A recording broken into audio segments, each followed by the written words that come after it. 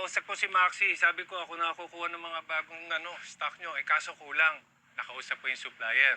Sabi kasi, ang sabi kasi, Hoy, ano ba?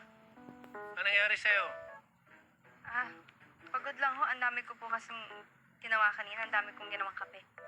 Ganun ba? Eh, magpahinga ka na. Ako na bahala rito. Sige na. Hindi po. Madami pa po akong kailangan gawin dito. Ganun.